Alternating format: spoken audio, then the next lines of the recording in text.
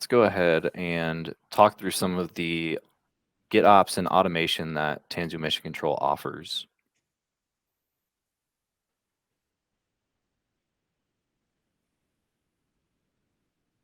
So quickly diving into what resources are supported for the Terraform module. If you look on the left-hand side in this light blue color, you can see we support creating clusters and node pools. We support cluster groups, namespaces and workspaces, 4 of the different policy types. So IAM, which is access policy, image policies, so that's image registries, security policies, and just custom OPA gatekeeper policies. You can also enable the Tanzu service mesh integration using the Terraform module.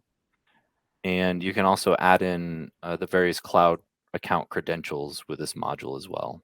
So being able to do things like create your AWS credentials so you can perform data protection, things of that sort.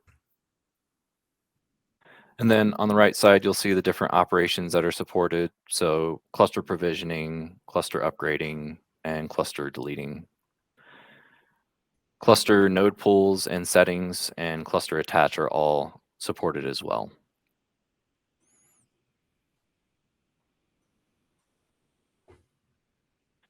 So next, I want to briefly just touch on how Tanzu Mission Control is utilizing Flux in the background.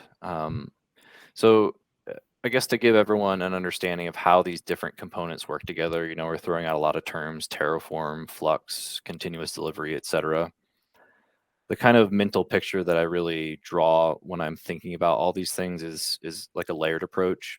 So we use Terraform to deploy our clusters to lay down the infrastructure. We'll use Flux to pull in configurations and potential workloads and things of that sort into the clusters once they've been provisioned. And then Flux will continually keep these clusters updated and maintained, which this is something that, like Scott was saying, you had an entire team that was around just to maintain patches on systems, right? So like what kind of time burden was that really causing those teams? I mean, they'd have to be scheduling downtime on holiday hours and doing maintenance at nighttime when no one else is working. But I mean, man, I hadn't thought about that in a minute, but you're right. So for the longest time, I think I worked every holiday there was except Christmas, right? Because yeah, 4th of July was a great time to do system maintenance because nobody in the U.S. is using a server at that point in time. They're all outside, right? yep. True statement.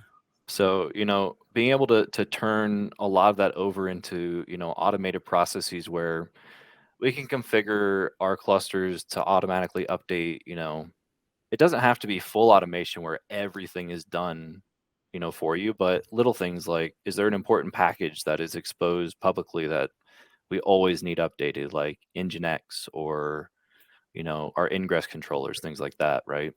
So you can make sure that your cluster is always pulling the most current versions of those. You can make sure you can do credential rotations through methods like this.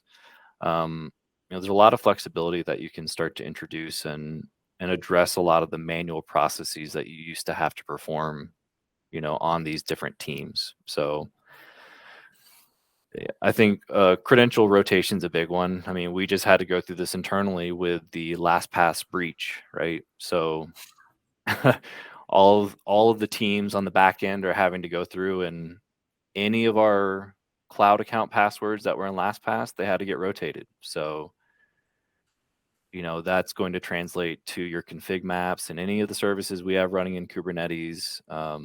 So yeah, it's quite a management nightmare that if you're able to start getting a handle on these things and automating it so that it's not just teams reacting, it's a much better position to be in for you.